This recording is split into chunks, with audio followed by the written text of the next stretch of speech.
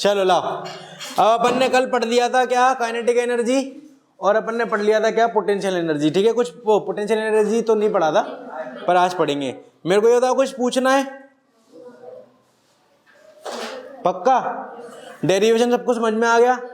Half mv² कैसे आता, simple है। ठीक है, तो पोटेंशियल एनर्जी के बारे में बेटा कल थोड़ा बहुत तो बता दिया था।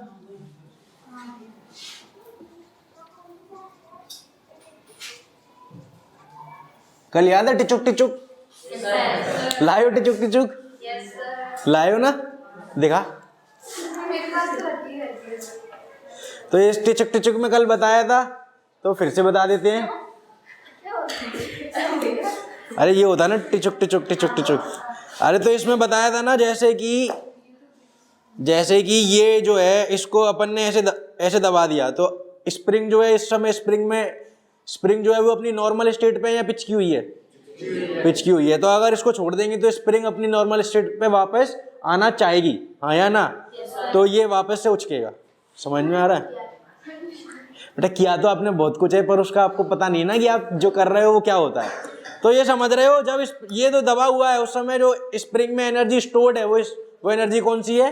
Potential energy. समझ में आ रहा है? तुम देखो, धनुष बाण के बारे में बता रहा है वो। ठीक है, राम जी का धनुष दिख रहा है तुमको? धनुष बाण में धनुष है, लकड़ी का है। ठंड चली गई, वरना जला के इसी से आता आप लेते। लकड़ी का है। तो किताब में कैसे समझ में आ रहा तेरे को ये लकड़ी का? इतना समझा दे मेरे को, कैसे समझ में आ रहा है बता? है इधर देखो। हाँ, तो अब ये धनुष के बारे में क्या बता रहा है कि धनुष जब ऐसे जब अपन करते हैं, अच्छा पहली बात तो ये सोचो कि धनुष जो है वो बिना ऐसे करे चल जाएगा क्या? तो उसको अपन को खींचना पड़ेगा। जब अपन ने पीछे खींचा है तो अपन ने उस पर क्या किया? काम किया। अपन ने जो काम किया वो उसमें किस रूप में स्टोर हो गया? Potential energy. अब जब तक पकड़े हैं तब तक उसका जो बाण है वो आगे नहीं जाएगा। जैसे ही छोड़ देंगे तो पोटेंशियल एनर्जी किस में कन्वर्ट हो जाएगी? काइनेटिक। समझ में आ रहा है कि नहीं आ रहा? तो पोटेंशियल एनर्जी कौन सी एनर्जी है? पोटेंशियल एनर्जी वो एनर्जी है जो किसी भी ऑब्जेक्ट में किस फॉर्म में रहेगी? स्टोर्ड फॉर्म में रहेगी, और उस एनर्जी का इस्तेमाल करके अपन उससे वर्क ले सकते हैं। ये समझ में आ रहा है तुमको? इसके अलावा फिर इसमें आगे अपन पढ़ने वाले हैं कि अगर आपने जैसे इस ऑब्जेक्ट को हाइट से ऊपर ले गए, तो जब मैं इसको नीचे से ऊपर ले जा रहा हूँ, मैंने उस दिन भी बताया था, नीचे से ऊपर ले जा रहा हूँ, तो मैंने इस पे क्या किया है? काम किया है। क्योंकि इसका जो मैंने इस पे फोर्स कहाँ लगाया? ऊपर की तरफ। अगर इस ऑब्जेक्ट की बात करें बेटा, जैसे डस्टर की बात करें, तो डस्टर का मान लो मास m है, तो इसका वेट कहाँ लग रहा है? नीचे mg, हाँ या ना?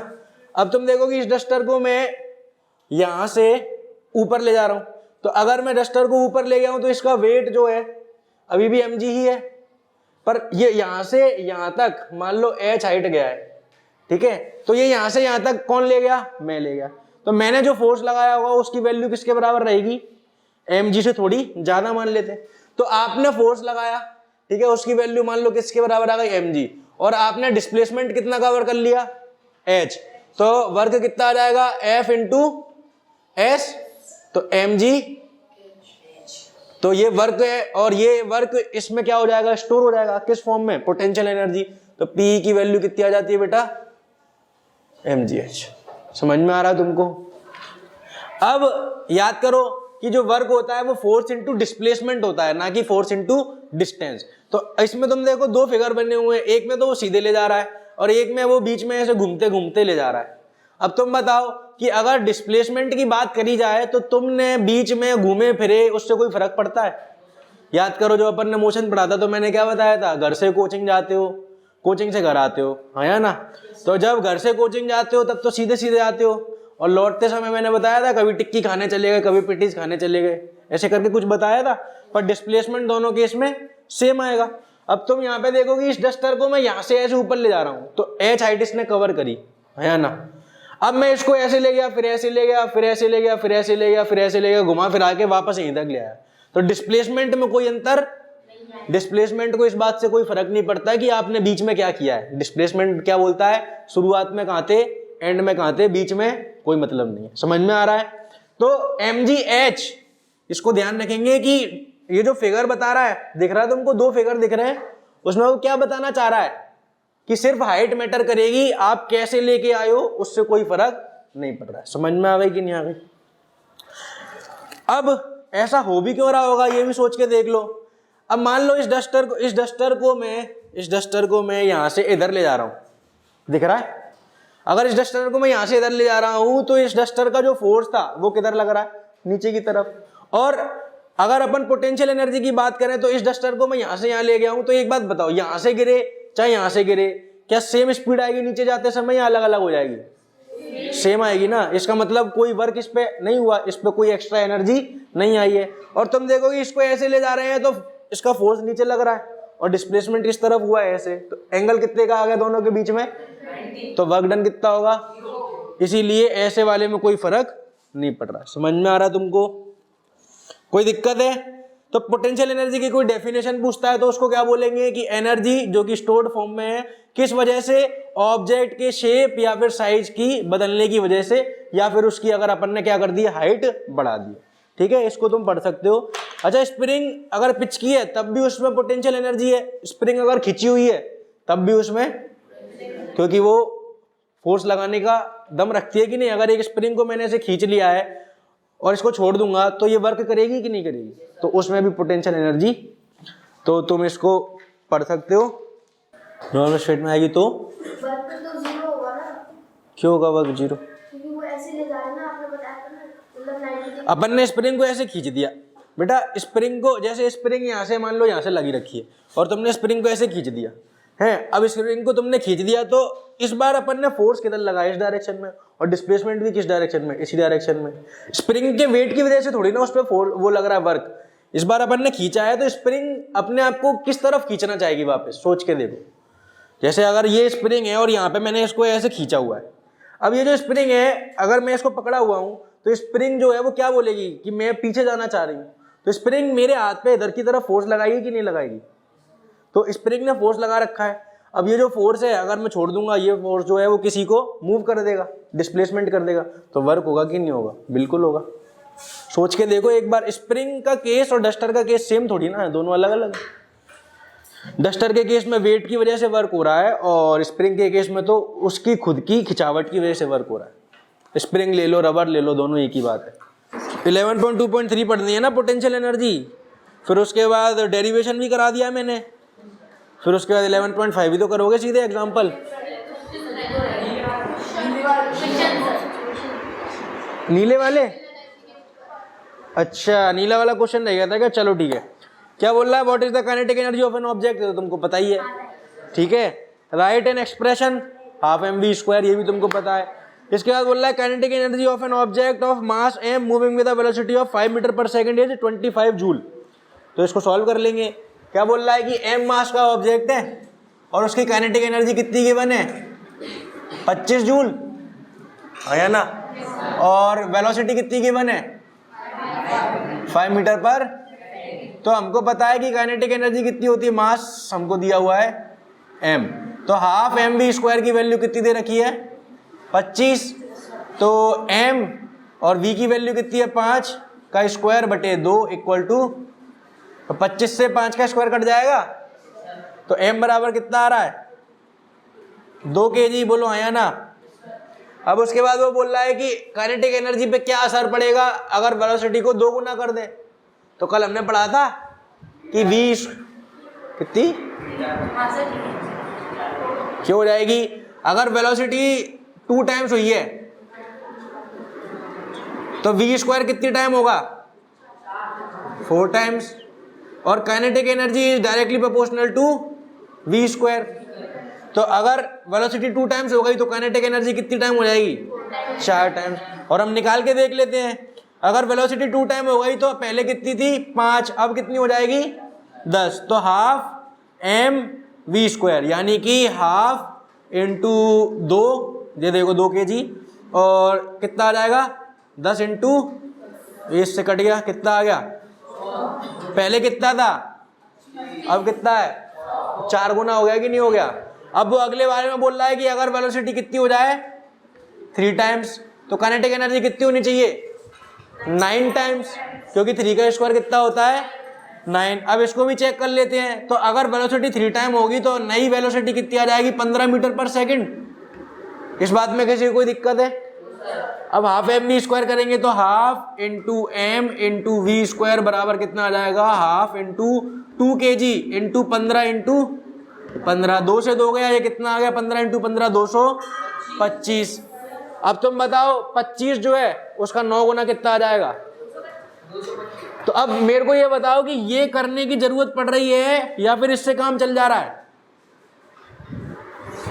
ये बताओ, ये करने की जरूरत है या फिर इससे काम चल जा रहा है? अगर तुमको वी स्क्वायर के बारे में मालूम है तो इससे काम चल जा रहा है ना। मेरे से ये सवाल पूछा होता तो मैं ये सब करता ही नहीं, मैं तो सीधे आंसर दे देता कि इसका 4 गुना 100 हो जाएगा, इसका 9 गुना 225 हो जाएगा। समझ में आ रहा तुमको? किस किस को समझ में आ गया? जिसको नहीं समझ में आया वो पूछ सकता है, और नहीं पूछना है तो फिर बैठो आराम से। ये समझ में आ गया तो ये सवाल हो गए। अब पढ़ दो पोटेंशियल एनर्जी। ये पोटेंशियल एनर्जी का फॉर्मूला भी तुमको समझ में आना चाहिए कि कैसे ड्राइव हुआ है। ये भी 2 या 3 नंबर का आ सकता है, ठीक है? तो इस पे ध्यान देना। हाइट की बात इसलिए करिए ना कि जब हम, हाँ ऐसे ले जा सकते हैं ना, पर नॉर्मल किसी ऑब्जेक्ट को तुम अगर ऐसे ले गए तो इसमें कोई एनर्जी स्टोर ही नहीं हुई। एनर्जी कब मानी जाएगी? जब इसमें वर्क करने की क्षमता आए। अब तुम इसको नॉर्मल किसी ऑब्जेक्ट को तुम ऐसे ले जा रहे हो तो इसमें कोई वर्क करने की क्षमता ही नहीं है। समझ में आ रहा है? तो फिर इसमें हाइट का काम लेना पड़ेगा ना। अगर मैंने इसको हाइट दे दी है तब इसमें एनर्जी है ही। एक तुम्हारे सिर पे है, यहाँ से अगर एक पत्थर मारा जाए और यहाँ से मारा जाए तो दोनों में अंतर है कि नहीं है? किसमें तुम्हारा खोपड़ा फूट जाएगा, है ना? Find the energy possessed by an object of mass 10 kg when is है। इसमें क्या दिक्कत है? 10 इंटू 9.8 यानी कि 98, और 98 इंटू 6 कर देंगे। 600 में से 12 माइनस कर दो, हो गया काम। 588। 98 को 100 माइनस 2 में ब्रेक कर लेंगे बेटा, थोड़ी मेंटल मैथ सीख लो। 11.6 an object of mass 12 kg is at a certain height above the ground if the potential energy of the object is 480, find the height। Simple है, फॉर्मूला लगाना है और जो गिवन नहीं है वो फाइंड कर लेंगे। थोड़े बहुत डिवाइड वगैरह है वो तुमको करने हैं। पूछ लो 11.6 किसी को पूछना है आराम से, बताओ। तो ये पेपर में आएगा तो कोई दिक्कत तो नहीं है। चलो अब अगला वाला आ चुका है। अगला वाला बहुत इंपॉर्टेंट पार्ट है कि अभी हमने पढ़ा था कि अभी तो नहीं पढ़ा था, अब पढ़ेंगे। कल मैंने बताया था कि energy can nether be created nor be destroyed. इसका सीधा सा मतलब है कि उसको ना हम बना सकते हैं ना बिगाड़ सकते हैं। अब मान लो कि किसी के पास एनर्जी है, ठीक है, तो उस एनर्जी का क्या होगा? हमको एनर्जी चाहिए, सबको चाहिए रहती है, कल अपन ने बात करी थी। अब एनर्जी आएगी कहाँ से? तो किसी दूसरी एनर्जी पे ही तो पहुंचेंगे। जैसे मैंने तुमको कल बताया था कि ये जो पंखा है वो चल रहा है। अब ये जो पंखा है वो किससे चल रहा है? बिजली से, हाँ या ना? तो इलेक्ट्रिकल एनर्जी से चला।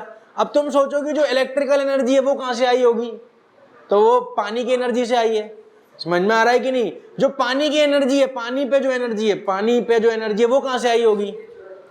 नेचुरल नहीं है। पानी एक हाइट से नीचे आता है तो पोटेंशियल एनर्जी थी पानी की, वो किस में कन्वर्ट हो रही है? जब पानी एक हाइट से गिरा तो पोटेंशियल एनर्जी किस में कन्वर्ट हो गई? काइनेटिक में। काइनेटिक एनर्जी में हो गई, फिर हमने डैम बना के रोक लिया, फिर वापस से उस डैम के जब गेट खोले तो जो पानी नीचे आया उससे क्या हुआ? वापस से पोटेंशियल एनर्जी किस में कन्वर्ट हो गई? काइनेटिक में। और उस काइनेटिक एनर्जी से हमने टरबाइन को घुमा दिया, टरबाइन घूमी, टरबाइन के घूमने से उसमें क्या आ गई? एक तरीके से उसको बोलते हैं काइनेटिक एनर्जी, मैकेनिकल एनर्जी आ गई। और उस एनर्जी से हमने उस एनर्जी को ट्रांसफर करके तारों के थ्रू इसमें ले आए। तो ये घूम रहा है कि नहीं घूम रहा? बिल्कुल घूम रहा। समझ में आ रहा है कि नहीं? तो एनर्जी ना तो हम बना सकते हैं ना बिगाड़ सकते हैं। सिर्फ और सिर्फ क्या कर सकते हैं? एनर्जी का एक जगह से दूसरी जगह पे ट्रांसफर, वन फॉर्म से दूसरी फॉर्म में ट्रांसफर। यहाँ पे क्या बोलेंगे अपन कि इलेक्ट्रिकल एनर्जी किस में कन्वर्ट हो रही है? काइनेटिक एनर्जी में कन्वर्ट हो रही है, हाँ या ना? तो एक ये बात तुमको समझनी पड़ेगी। क्या समझ में आ रहा है? तुम हेडिंग पढ़ो, क्या बोल रहा है? Are various energy forms interconvertible. Interconvertible मतलब एक दूसरे में कन्वर्ट हो सकती है या नहीं हो सकती। समझ में आ रहा है तुमको? तो अभी क्या समझना है कि एनर्जी को एक फॉर्म से दूसरे फॉर्म में ट्रांसफर किया जा सकता है। अब इसमें एक पहले बात बताते हैं, फिर मैं आगे बताऊंगा। अब जैसे एक बात समझो, कोई लड़का है, अगर मैं उसमें चांटा मारता हूं, तो अगर मैंने उसमें चांटा मारा तो कौन सी एनर्जी किस में ट्रांसफर होगी? मेरी जो एनर्जी है वो उसमें ट्रांसफर होगी। अब तुम सोचो कि क्या एनर्जी ट्रांसफर होती है जब भी, तो 100% एनर्जी ट्रांसफर हो सकती है क्या? फॉर एग्जाम्पल एक बॉल है, मैंने उसको यहां से छोड़ दिया। अगर मैंने उसको यहां से छोड़ दिया तो वो नीचे जाएगी, टप्पा खाएगी, वापस ऊपर आएगी। अब रियल लाइफ में तुम सोच के बताओगे, अगर मैं बॉल को यहां से छोड़ रहा हूं तो रियल लाइफ में जब बॉल टप्पा खाएगी तो क्या यहां तक वापस आएगी या थोड़ा नीचे रह जाएगी? नीचे रह जाएगी। इसका मतलब उसने एनर्जी लूज कर दी। अगर एनर्जी लूज नहीं होती तो बॉल को टप्पा खा के वापस कहाँ आना चाहिए था? यहाँ तक आना चाहिए था। ये पॉइंट समझ में आ रहा है मैं क्या बोल रहा हूँ? थोड़ा इंपॉर्टेंट है। अगर मैं बॉल को यहाँ से छोड़ रहा हूँ तो बॉल अगर एनर्जी लूज नहीं करेगी तो वापस कहाँ पे आना चाहिए? यहाँ पे आना चाहिए। बट रियलिटी में वो फिर अगले टिप्पे में, फिर अगले टिप्पे में धीरे धीरे उस बॉल की एनर्जी खत्म हो गई। कम क्या हो गई? जब वो रुक जाएगी तो खत्म हो गई ना। अब तुम सोच के बताओ कि अभी अभी हमने बोला कि एनर्जी को तो डिस्ट्रॉय नहीं कर सकते, तो वो एनर्जी कहाँ गई होगी? साउंड में, ठीक है। जो बॉल जो है वो टकराने की वजह से गर्म होगी, तो एनर्जी का क्या हो गया? वहां पे लॉस हो गया। क्या हो गया? अगर वो बॉल टप्पा खा के हमेशा बार बार यहाँ पे आती रहती तब हम बोलते कि एनर्जी का लॉस नहीं हुआ है। पर एक बात समझ लो कि एनर्जी को ट्रांसफर किया जा सकता है, बट 100% एनर्जी को कन्वर्ट नहीं कर सकते। 100% energy can not be transferred. ये बहुत इंपॉर्टेंट पॉइंट है। 100% energy can not be transferred, ये बहुत इंपॉर्टेंट पॉइंट है। मतलब कि जब भी एनर्जी ट्रांसफर हो रही है तो उसका कुछ ना कुछ क्या होगा, कोई सा एक हिस्सा तो लॉस हो ही जाएगा। फॉर एग्जाम्पल करंट तारों में करंट आता है तो उसकी वजह से तार गर्म होते हैं कि नहीं होते? हो जाते हैं। तो वहां पे क्या हो रहा है? जो इलेक्ट्रिकल एनर्जी है वो किसके फॉर्म में लॉस हो रही है? हीट के फॉर्म में लॉस हो रही है। और अगले साल तुम इलेक्ट्रिसिटी चैप्टर में पढ़ोगे भी कि ये जो अपना पानी का हीटर होता है, ठीक है, वो किसकी वजह से चलता है? लॉस ऑफ जो हीट हो रहा है ना, जो हीट का लॉस हो रहा है किसके थ्रू? इलेक्ट्रिकल करंट के थ्रू। जो पानी का हीटर है वो उसी से चलता है। जितनी भी जो अपनी प्रेस है, जो अपनी प्रेस होती है अपने घरों में, जो प्रेस होती है अपने घरों में, जो प्रेस होती है वो किससे चलती है? तुमको लगता है कि वो बिजली से चलती है, पर वो बिजली से नहीं चलती। वो बिजली से होने वाले जो हीट निकल रही है उससे चलती है। दोनों बातों में अंतर है। अगर प्रेस सिर्फ बिजली से चलती होती तो वो अलग तरीके की प्रेस होती। प्रेस के अंदर होता है एक कॉइल, उस कॉइल में क्या होता है? बहुत सारा करंट जाता है, तो वो कॉइल क्या हो जाती है? गर्म। और उस गर्म कॉइल की वजह से जो प्रेस है वो गर्म हो जाती है, जिसकी मदद से हम अपने कपड़े इस्त्री कर पाते हैं। समझ में? क्या इस्त्री नहीं बोलते? अब बोलते तो इस्त्री भी नहीं बोलते होंगे, हंस जाएगी बस फटाफट से। मेरी बात समझ में आ रही है? तुमको बस दो चीजें याद रखनी है, सुन लो जरा। तुमको बस दो चीजें याद रखनी है। एक तो हम एनर्जी को एक फॉर्म से दूसरे फॉर्म में कन्वर्ट कर सकते हैं, और एनर्जी तो बना ही नहीं सकते और डिस्ट्रॉय भी नहीं कर सकते। दूसरा ये है, energy can not be transferred 100%। कुछ ना कुछ क्या होगा? लॉस हो ही जाएगा। बट तुमको भी पता है कि अभी हम जो सीख रहे हैं, सीखते समय पे जो हम बातें करते हैं वो कैसी बातें होती हैं? थ्योरेटिकल। वो प्रैक्टिकल तो नहीं है ना। तो अभी जो हम बॉल की बात करने वाले हैं उसमें जो एनर्जी होगी हम क्या मानेंगे कि कोई लॉस नहीं हो रहा है। ठीक है, तो अब जरा देखते हैं। एक चीज बताओ सिंपल सी, कि अगर एक बॉल है, जो अभी मैंने बोला था उसको अपन यहाँ पे ड्रॉ कर लेते हैं। एक बॉल है, यहां से अपन ने उसको ड्रॉप कर दिया। ये हाइट मान लो h की है, ठीक है, और इस h की वैल्यू अपन शुरुआत में ले लेते हैं मान लो 10 मीटर, और इस बॉल का वजन ले लेते हैं मान लो बेटा अपन 1 kg, ठीक है। और अपन ने यहां से इसको ड्रॉप कर दिया तो u कितना होगा? 0, और ये यहां पे आएगी, ठीक है। अब अपन मान लेते हैं बेटा कि इसको 5 मीटर मान लो। तो एक काम करो, अगर ये 5 मीटर है तो कहीं यहाँ पे कितना होगा? 4 मीटर, यहाँ पे कितना होगा? कहीं पे 3 मीटर, यहाँ पे 2 मीटर, यहाँ पे 1 मीटर, और यहाँ पे 0। मैं क्या कर रहा हूं समझ में आ रहा है? तो तुमको क्या करना है कि फाइंड करो यहाँ पे काइनेटिक एनर्जी कितनी है, पोटेंशियल एनर्जी कितनी है इस वाले पॉइंट पे, फिर इस पे, फिर इस पे, फिर इस पे, फिर इस पे और फिर इस पे। ठीक है, तो शुरुआत के लिए थोड़ी सी हेल्प मैं कर देता हूँ।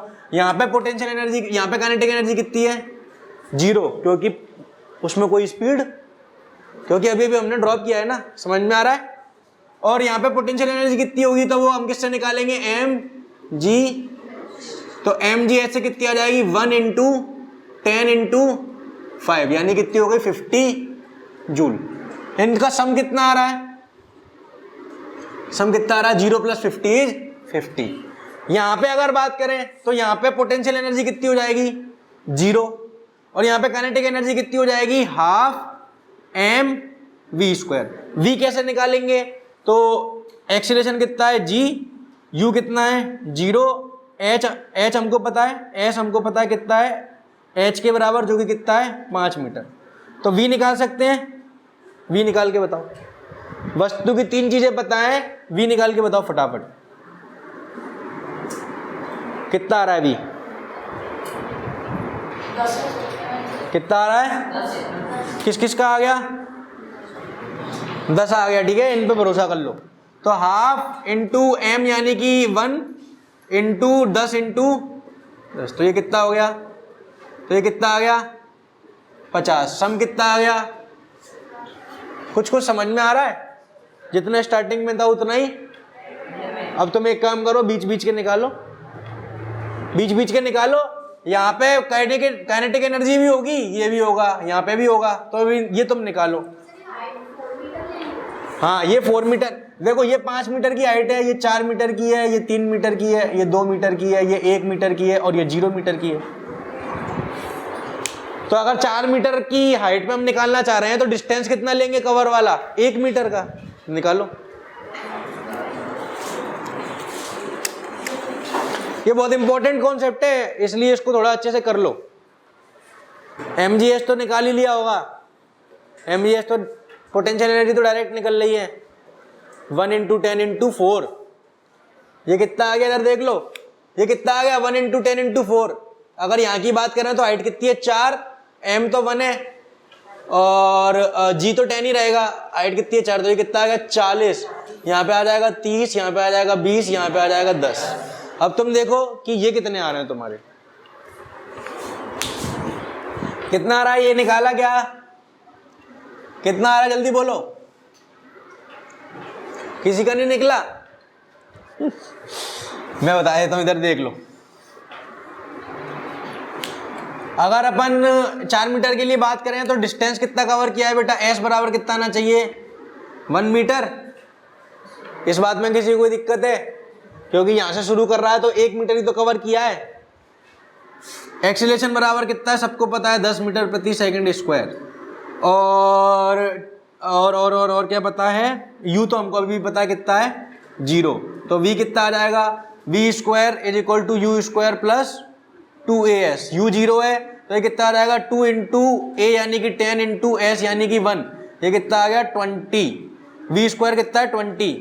अगर v स्क्वायर पता है तो हाफ एम वी स्क्वायर लगाएंगे काइनेटिक एनर्जी के लिए, तो half into 1 into V square की वैल्यू 20, तो ये कितना आ रहा है, तो यहाँ पे लगा देंगे 10 और ये कितना आ गया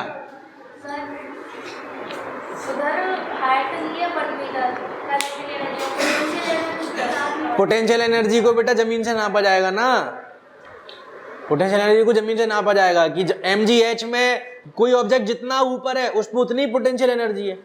और इसके लिए हम इसके लिए डिस्प्लेसमेंट देख रहे हैं कि ये कितना चला है, कि उसमें उतनी तो काइनेटिक एनर्जी आएगी, तो इसीलिए वो देख रहे हैं। जमीन से काइनेटिक एनर्जी तो नहीं नपेगी, पोटेंशियल एनर्जी नपेगी। समझ में आ रहा है, तो ये कितना आ गया 10 और ये कितना आ रहा है, तो अब तुमको समझ में आ रहा होगा कि ये कितना आना चाहिए, ये कितना आना चाहिए, ये कितना आना चाहिए। तो सब जगह फिर टोटल सम कितना आ रहा है, समझ में आ रहा है तुमको, क्या समझ में आ रहा है कि kinetic energy plus potential energy का जो सम आ रहा है वो कैसा आ रहा है, बार बार कैसा आ रहा है। तो इसको याद रखेंगे, काइनेटिक एनर्जी और पोटेंशियल एनर्जी दोनों को इंक्लूड अगर कर दें, दोनों का सम कर दें, तो उस एनर्जी को बोलते हैं मैकेनिकल एनर्जी। क्या बोलते हैं? समझ में आ रहा है? तो इसीलिए बोला जाता है, ये बहुत इंपॉर्टेंट है, तुम ये समझ लो कि 11th में ये दोबारा आएगा और इसी के बेसिस पे आधी फिजिक्स के सवाल होते हैं, तो इसको ध्यान रखना। क्या बोल रहा हूं मैं? Kinetic energy plus potential energy का सम कांस्टेंट आता है, इस एनर्जी को मिला के क्या बोल दिया जाता है? Mechanical energy. तो पंखा चल रहा है तो उसमें काइनेटिक एनर्जी तो है, पर अगर हम बोल देंगे कि मैकेनिकल एनर्जी है तो उसमें भी कोई गलत नहीं है। तो क्या समझ में आ रहा है कि मैकेनिकल एनर्जी कैसी है? कांस्टेंट है। इसमें यहाँ पे ये 0 था, यहाँ पे ये 50 था। धीरे धीरे काइनेटिक एनर्जी बढ़ती जा रही है और पोटेंशियल एनर्जी कम होती जा रही है। तो एनर्जी कहीं से आई, कहीं गई, बस एक दूसरे में कन्वर्ट। समझ में आ रहा है? पर क्या ये रियल लाइफ में पॉसिबल है? रियल लाइफ में पॉसिबल नहीं है, क्योंकि रियल लाइफ में जब ये बॉल टिप्पा खाएगी तो आवाज भी आएगी, हीट एनर्जी भी लॉस होगी, सब कुछ लॉस होगा। पर हम थ्योरी पढ़ रहे हैं तो थ्योरी में तो ये बिल्कुल सही है। सबको समझ में आया? तो इसको बोलते हैं law of conservation of energy, जो तुमने पढ़ा है, law of conservation of energy. जब भी कंजर्वेशन शब्द आएगा तो क्या बोलेंगे? Can not be created nor be destroyed. बस, तो कंजर्वेशन ऑफ एनर्जी में भी यही बोलेंगे, और उसका प्रूफ तुम्हारे सामने हो रखा है, तो इसको ध्यान रखेंगे। तुम देखो, इसने नीचे भी लिख रखा है mgh plus half mv square is equal to constant. चलो इसको पढ़ लो। चलो पढ़ रहे हो क्या? देखो ये जो टेबल है सुन लो, ये जो टेबल है वो मैंने तुमको यहाँ पे बनवा रखी है। ये जो टेबल है सेम टू सेम यहाँ पे बनवा रखी है। पावर। अब एक बात बताओ, जैसे कि 2 लड़के हैं, एक ए है और एक बी है, दोनों से बोला है कि 1 किलोमीटर चलो, ठीक है? तो एक को तो दिया 5 मिनट का समय और एक को दिया 15 मिनट का समय, तो क्या सेम बात है कि अलग अलग बात है? अलग अलग बात है, हाँ या ना? देखो, अगर एक लड़के से बोला जाएगा कि 1 किलोमीटर चलना, दूसरे से बोला जाएगा 1 किलोमीटर चलना है, तो दोनों ने चला बराबर, पर दोनों की जो एनर्जी की खपत होगी वो कैसी होगी? अलग अलग होगी। क्यों होगी?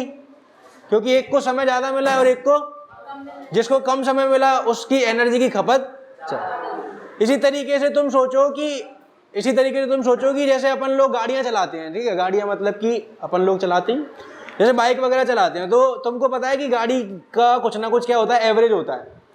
तो अब क्या होता है कि गाड़ी अगर तुम चलाओ बिल्कुल गंदी तरीके से, झू झू झू झू ऐसे करके चलाते हैं, तो ऐसे करके चलाएंगे तो तुम बताओ कि गाड़ी का एवरेज अच्छा आना चाहिए कि बेकार? क्यों? क्योंकि आप उस गाड़ी को प्रति सेकंड एनर्जी उसकी ज्यादा खर्च कर रहे हो। अगर हम गाड़ी को बहुत तेज चलाएंगे, मान लो हम गाड़ी चला रहे हैं 120 की स्पीड पे, तो उस समय गाड़ी का एवरेज अच्छा आएगा कि बेकार आएगा? बेकार आएगा, क्योंकि आप जो एनर्जी प्रति सेकंड खर्च कर रहे हो उसकी मात्रा बहुत ज्यादा है। तुम सोचो, अगर तुम गाड़ी को 50 की स्पीड से चला रहे हो बिल्कुल आराम से, तो उसका जो एवरेज है वो कितना आएगा? बहुत ज्यादा आएगा। और गाड़ियों का एवरेज मैक्सिमम आता भी तभी है 40 से 60 के बीच में अगर चलाओ। अगर तुम किसी गाड़ी का स्पीडोमीटर देखना तो उसमें 40 से 60 के बीच में तो ग्रीन कलर रहता है और 60 के ऊपर लाल होने लगता है। देखा तुमने कभी? नोटिस करना फिर से। तो वो इसलिए रहता है कि 40 से 60 में चला रहे हो तो इंजन पे ज्यादा दबाव नहीं आएगा, इंजन बढ़िया तरीके से चलेगा, एवरेज बहुत ज्यादा है। तो कुल मिला के अभी तक हमने पढ़ा कि एनर्जी क्या है, वर्क क्या है, पर तुम बताओ कि एनर्जी खर्च समय के साथ कितनी होती है, ये जानना जरूरी है कि नहीं है? अपने घरों में एसी रहता है, एसी को तुम 16 पे चलाओ तो बिजली ज्यादा बनाएगा, जब बनाएगा मतलब बिल ज्यादा बनाएगा, और अगर तुम एसी को 24 पे चलाओ तो वही एसी कम बिजली खर्च करेगा। क्या अंतर पड़ रहा है? तो उसको बोला जाता है पावर। पावर क्या है बेटा? पावर है कि आप कितनी एनर्जी प्रति सेकंड खर्च कर रहे हैं। ये समझ में आ रहा है? पावर क्या है? एनर्जी अपॉन कितनी एनर्जी प्रति सेकंड खर्च कर रहे हो। समझ में आ गई कि नहीं आ गई?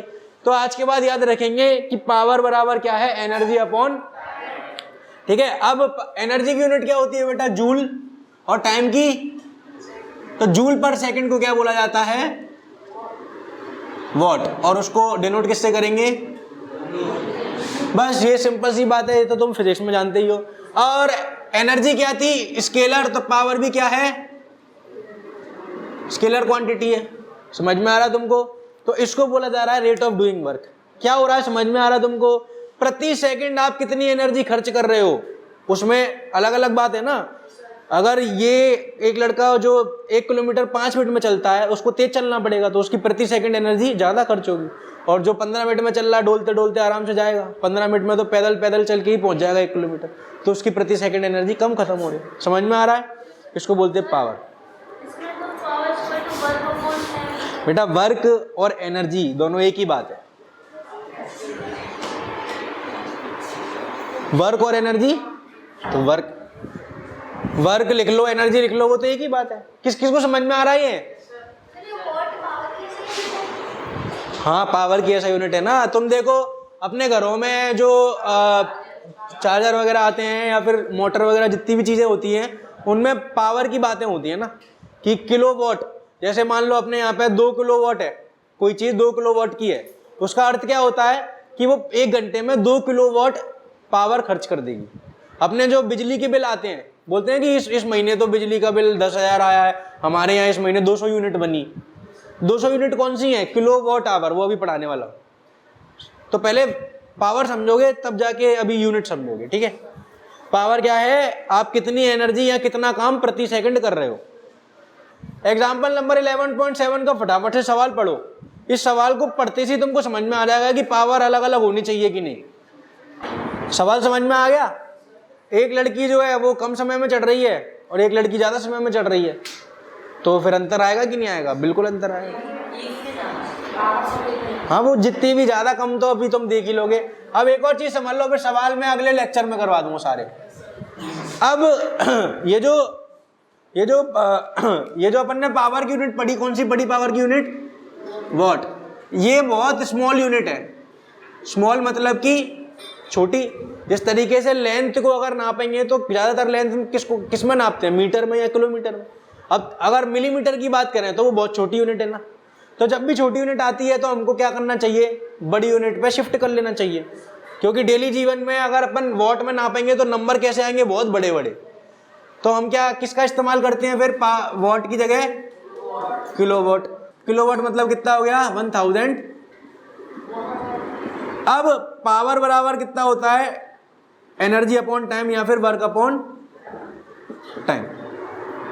अब तुम देखो कि कमर्शियल यूनिट क्या होगी, वो समझ लो।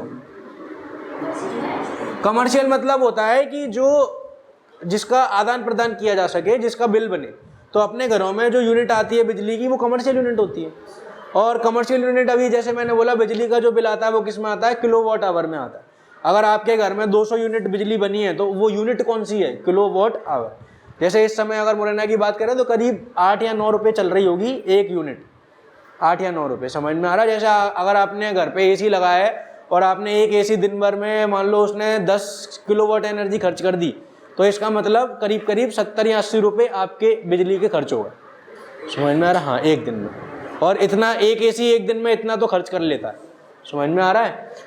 तो ये सब चीज़ों का ध्यान रखना पड़ता है। हमारे घरों में फ्रीजर रहता है, एसी रहता है, जो प्रेस होती है, अपने घरों में पानी का पंप मोटर वाला जो होता है वो लगा रहता है। ये सब बहुत ज़्यादा बिजली खींचते हैं। समझ में आ रहा है? तो इनकी वजह से तो उनको नाप में तुम सोचो ना कि बिजली जो है हमको कौन दे रहा है? सरकार दे रही है। अब सरकार फ्री में तो देगी नहीं, तो सरकार अगर दे रही है तो हमसे बिल लेगी ना। अब बिल अगर लेगी तो जो भी बिल है वो नापना भी तो आना चाहिए। वो नापेंगे कैसे? तो उसके लिए हमको समझना है, ठीक है।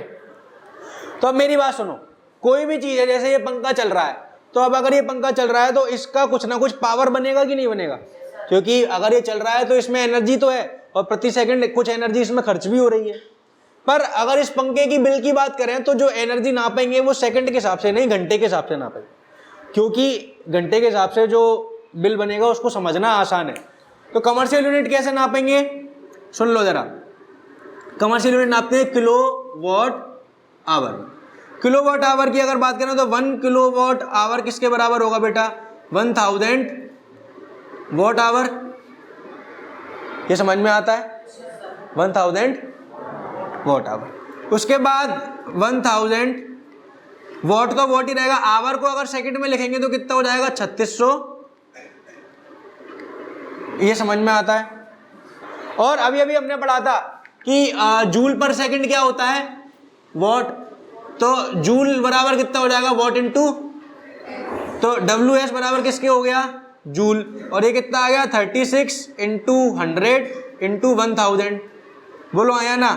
तो ये कितना हो गया 36 इंटू 10 की पावर 5। अब यहाँ पे मैं एक 10 का डिवाइड कर रहा हूँ और एक 10 का मल्टीप्लाई कर रहा हूँ अपने मन से, तो ये कितना हो जाएगा 3.6, और ये कितना हो जाएगा 10 की पावर, तो ये याद रखेंगे 1 kilowatt hour is equal to 3.6 into 10 की पावर 6 जूल। समझ में आया। तो 1 किलोवाट आवर क्या है, एनर्जी की यूनिट है, और वो किसके बराबर होती है ये हमको याद रखना है, कमर्शियल यूनिट है। ये खत्म हो गया चैप्टर तुम्हारा। इसके बाद इसके जो एग्जाम्पल के सवाल बच रहे हैं और जो नीले वाले सवाल बच रहे हैं और एक्सरसाइज के सवाल बच रहे हैं वो आप ले लो होमवर्क में। तो होमवर्क क्या हो गया, अब अपन ट्यूसडे को मिलेंगे। इन टेक्स्ट, ये जो अंदर वाले सवाल होते हैं इनको इन टेक्स्ट बोलते हैं, इन टेक्स्ट क्वेश्चन प्लस एक्सरसाइज। तो वीडियो कैसा लगा आप कमेंट करके ज़रूर बताना। अगर आपको वीडियो से कुछ सीखने मिला है और आपको वीडियो पसंद आया है तो आप वीडियो को लाइक कर दीजिए और इसी तरीके के वीडियोस देखने के लिए चैनल को सब्सक्राइब कर दीजिए।